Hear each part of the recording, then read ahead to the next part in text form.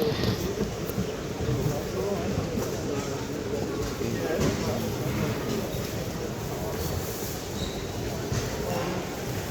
it is. Okay. Apparently the queue was ridiculous. You get yeah, it was. Yeah, it's moving, so.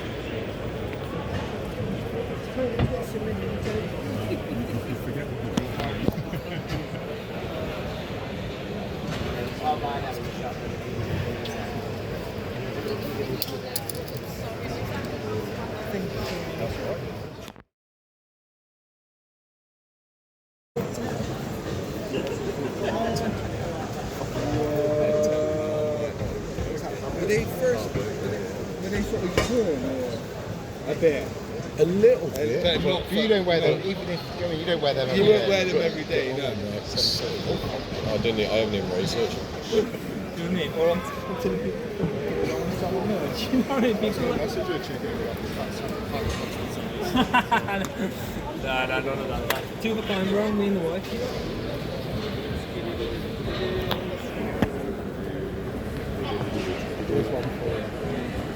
Do you remember them?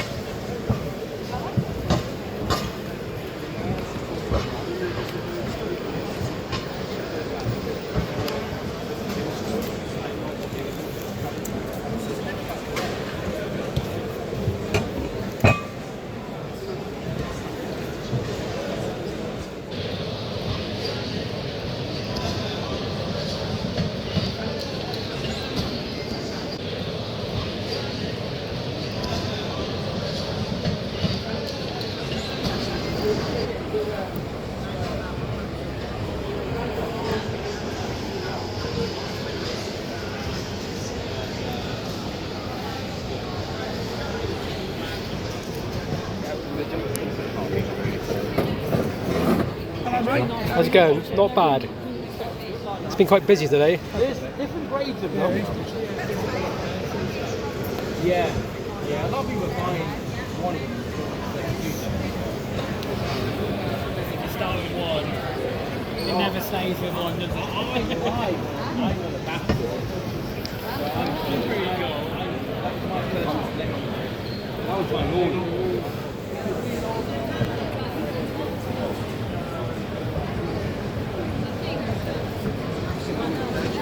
Yes, I've enough of one around for ages.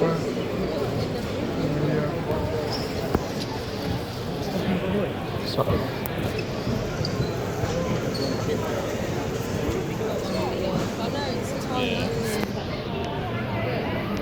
Do you imagine that?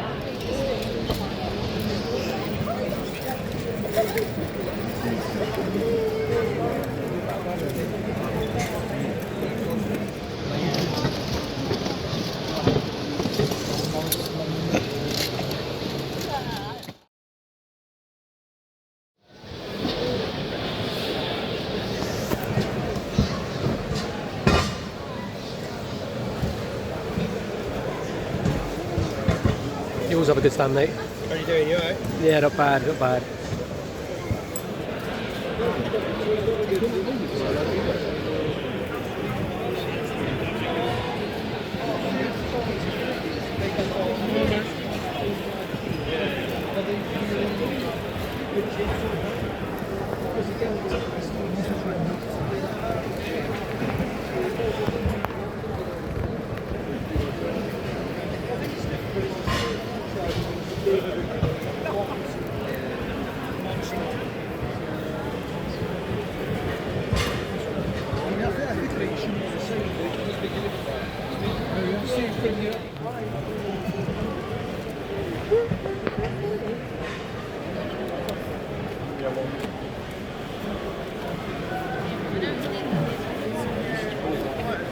One last time.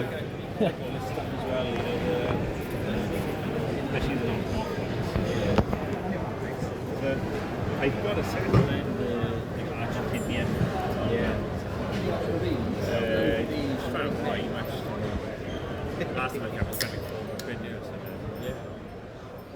That's probably. Hello, welcome back to a new video.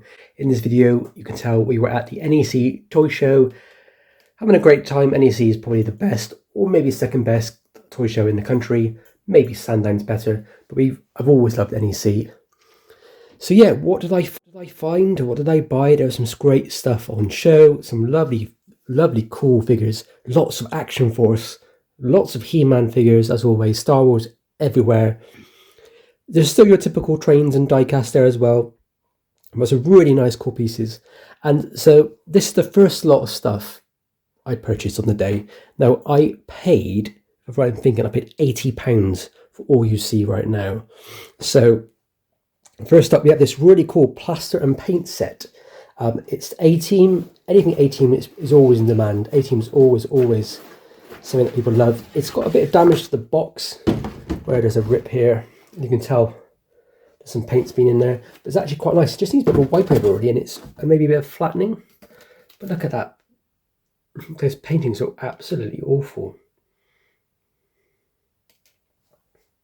But yeah, it's like a plaster Paris set, so you get like the artwork poster, and you get these little moulds you can make your own little 18 people. Comes with some instructions how to do it. I think underneath here, there's even more moulds and trays. Yeah, like little scoops and everything. Absolutely covered in plaster Paris, as you would imagine. But I've never seen one of these for sale before. So I'm thinking I'll probably put this out on my stall for about maybe £40–50 sort of thing. Maybe 50 and take an offer on it. But yeah, very cool. Next up, this one's a bit annoying, but yeah, it's part of the deal. This is a Star Wars Jigsaw puzzle set from 1978, I think it is. 79. As always, guys, with Star Wars puzzles, if you do find them at car boot stores quite regularly, the problem is, majority of them are the ones from Return of the Jedi, and they're worth maybe £10 at the most, if complete. If they're not complete, then they're kind of worth nothing, a couple of quid at the most. Depends if they have the poster as well. These are the ones you need to look out for, because the artwork is amazing. They actually use the original figures as actual, and play sets as actual artwork. I can't remember that scene in Star Wars. So this is the one you want to look out for. This box here could easily be a £40–50, but there's a few issues. The box itself is a bit ropey, not too bad though. That looks lovely. That's an issue. Some of the artwork has been destroyed, but generally speaking, it's quite good. The only issue is missing a few pieces, which is really sad. But I think if you are a Star Wars collector, I can probably get 15 quid for it just because of the artwork. So yeah, not too bad. Next up, we got an Ecto 1. I won't get it out because you've all seen Ecto 1s before. This is the original one from the 1980s, or late 80s, early 90s. I love the Ecto 1. I've had one in my collection for ages. That I sold all my stuff because I was going for a patch where I needed a bit of money. But now I don't need as much. I might keep this one for a bit. These go up and down in price. Some people are asking 150 quid. Some people are asking 60 quid. Some people are asking 80 quid. Loose are 40 quid. It's all over the place. But I'm thinking that might be a good £70 because it's got all the bits. So yeah, maybe £70. And then we got these figures. These were basically £10 for all three. So they all come with their what are they called? Their backpacks. These missing is Ghost or Winston, which is a bit sad. I might have it somewhere. But then there's also an extra pack with it, so it made sense to basically pay £10 each for these, and then £30 for free. So yeah, I was actually a bit surprised because I thought the power packs were like in mint condition. The streams look alright. It's just the back bits are kind of like snapped off on all three of them, like here, which is really annoying. But even so, in that condition, these are still, I think, easily £15 each. So my money's back there, plus I might make a bit more on that one there. So that's great. So for 80 quid, yeah, if I'm lucky, I might make, what, 50, say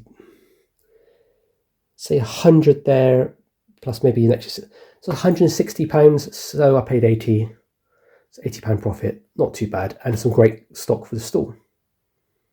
Let's have a look at the next items. Next up, we have this cool Yoda puppet from the Empire Strikes Back. I think it's 1980 or 81.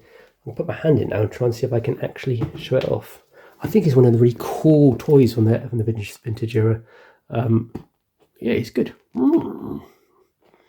It has his original hair as well, which is usually missing. Condition-wise, he's not the best, but I paid, it was £35, and I've seen these in this condition go for about 40 to 50 quite easily. Mint condition, they're about 60, 70. In box, they can go up to like 150 quid. But I got it for 30, so happy with that. And then this one here was £10. This is Lost in Space Bubble Fighter Deluxe. I have absolutely no idea what this toy is. I've never seen it before. But it was £10, and I thought, well, contents still unused. It's pretty much sealed. It's been opened, but yeah, the contents are unused. You don't get an action figure of it, unfortunately.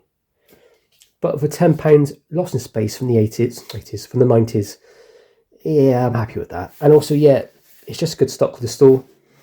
So, yeah, I think I could probably get about 25 quid that if I push for it. I haven't even checked on eBay to see what they were worth. My dad picked up a really cool, is it Goldar from the large figure from Power Rangers, the original line. For £15 in box. It was pretty much unused, hasn't been taken out. It was just the fact that the tape on the box is basically worn away and snapped. So yeah, £40 for the pair. I might make 50 on him, and I might make 25 on that if I'm lucky. Now for the next lot, this is a bit of a random one. They came from a few different stores, so I'll go with the first thing. This was, I think, £4. This is Wolverine #1, even though it's £1. It's not in the best condition, as you can tell. It needs to be flattened out. But Wolverine #1 is actually a very desirable comic. It's something that will sell really quickly on my stand. I won't put it out for too much. It's got a bit of wear here, but this could be an easy be, maybe an £8-9 comic. If it was in mint condition, I think these can go for a couple of £100, especially if it's graded sort of thing, like a 9.8. Don't hold me to that, but I'm pretty sure it's quite an in-demand one. I've read this issue before. It's pretty good. And then on another store, I found this chap. He was £10. I can't remember what this guy's name is. He's a G.I. Joe figure. He has his bag. He has a gun. Now, I didn't know if that gun, keeps moving away, was original or not. But I thought, well, if it is something to do with G.I. Joe or Action Force or even A-Team, then for £10, I kind of got the right bargain, because the figure's pretty good. It's got his helmet. It's got his bag. From the same people, I got these for £8. This is 3 Polly Pocket sets. I won't open them up totally, but they've got some other figures in them.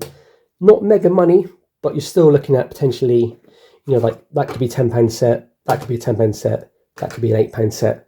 So I kind of made my money back and doubled my money. And then I collect football cards, guys. Older cards, the better for me. We have a Jack Charlton card there and some random stickers from the 80s. And then we have a few more cards there. This is from, I think, 1969 or 1968. Has a really nice Bobby Moore in it. So I'll try and see if I can find it for you. Generally speaking, with cards, they're not really worth much money. Most of these cards were mass produced. Lots of people had them. They're not really worth that much money. It's more to do with the condition and all to do with the completeness. If you have the complete set, you can get a bit of money for them. But generally speaking, they're not worth that much. The reason why I bought it was because of this card here. Bobby Moore. It's in nice shape. Not the best, but relatively decent. Corner's a bit dinged. But yeah, nice card. And then, last but not least from this lot, I literally spent a whole show asking every single person, do you have the Mighty Max stuff? And I won't get this Alexis absolutely loads. I said I'm really after the bits more than the complete sets. People are asking £35, £40 for a complete set, and They're much cheaper on eBay, to be honest, guys. So I was not in the mood to buy complete sets unless it was something really rare. But these, yeah, this was basically, I think, £40, the whole bag. Could be expensive. I don't know if everything in here is actually Mighty Max. There might be some other stuff like that. There could be Micro Machines or something. But I'm not really in it to make profit on this one. I'm just in it to try and complete some sets that I've got. When I went to, I think it was Kempton Park in London, maybe 3 years ago, I found a massive lot of Mighty Max. I think I paid like 150 quid and there was literally 30 or 40 sets. All half complete, maybe 10, 15 were complete. Sold those ones, got my money back, and the rest of the sets are incomplete. And now I want to collect them. So this is what I need to do, go for this bag of stuff to find bits. Some of this stuff I already have, so it's going to be just duplicates. Now on to the next stuff. Now this lot was pretty cool. This guy has basically 2 tubs of Action Man stuff, and there were some good pieces in there. Some of the stuff he knew what they were worth, so he put them out for good prices. But I'm not sure if he looked at everything, because I saw this for £20. Now I'm pretty sure in the past I've sold that bandolier on its own, that white bandolier, for £40 plus postage easily, and that black yellow thing, the tabard, I think I sold that for £25 before in the past. It looks really nice. So yeah, maybe I can get 60 quid for that. Everything's very dusty. And then this lot of figures, they're all kind of like broken pieces or things that need a bit more attention. Not that bad a deal, because I've got those figures plus these figures. This chap from Action Force and this Red Shadow from Action Force. I got the whole lot for basically, I think it was £85, which sounds a lot, but I think majority of my money's back here in this lot here. Then this is all practically free. So it was a great deal. I just need to clean these figures up, give them a bit of attention. There's like 4 of them in there. There's like a talker. You can see he's got a chest plate there with holes in it. He's like a 60s one. He's just got a broken arm. It's just a bit of work, guys. This is like a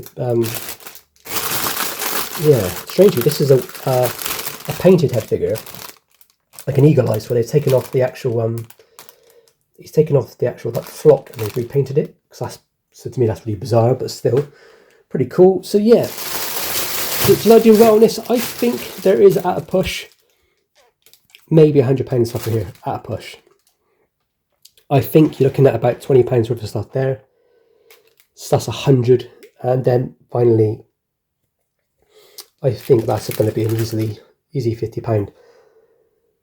So like £65 profit or something there, guys. If I can sell that, which I think I'll do alright on those. And I also like buying Action Man stuff. It's like my favourite things to buy. I've been buying it for like 12 years now. Well, actually more than that, 15 years now. So yeah, every time I see Action Man, I just have to buy it. And finally, I traded my Shogun Warrior, massive, beautiful Shogun Warrior in box, complete with all the pieces, including the instructions and the little missiles. I traded them all with a guy called Rob. He paid me cash, and then I also threw this in as part of the deal because I've been wanting Amigo Human Torch for ages.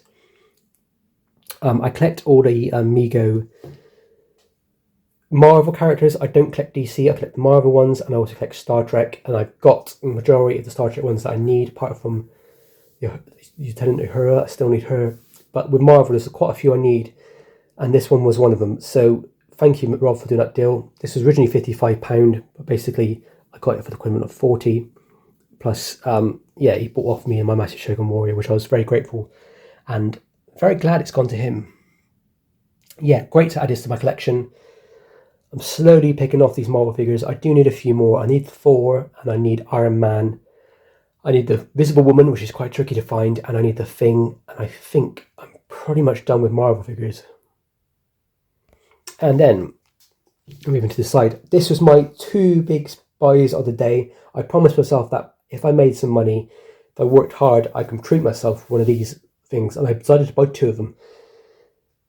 So guys, look at this. This is X-Men number 10, the very first appearance of Kazar. This is Silver Age, sorry, very first Silver Age appearance of Gazara. If I'm right in thinking, I think Gazara is basically Tarzan because Marvel didn't have the copyright or didn't want to pay the copyright. They just created their own character back in the Golden Age. And this is him reappearing in the Silver Age. This is number 10 of X-Men, the 10th X-Men comic ever made. It's 4 out of 10. Most comics, if you don't know, guys, are graded out of 10. Most comics do not ever get past 9.8. Even mint brand new ones straight off the shelf won't get 9.9, don't get 10. They're very, very rare. It does happen, but very rare. So a 4 for a comic from 1965 is actually really good. A lot of X-Men comics are white, so they fox quite a lot and they chip quite a lot. This one is actually in really good shape for what it is. It always has that really weird bodybuilding back. But yeah, I was happy to have that. That was £110, but the guy gave it to me for 90. There was somebody else had one. He had one in like a 7 or a 6, I think, because it was raw. But it was between a 6 or a 7, and he wanted like 800 quid. And then finally, my favourite comic book that I've been after for so long.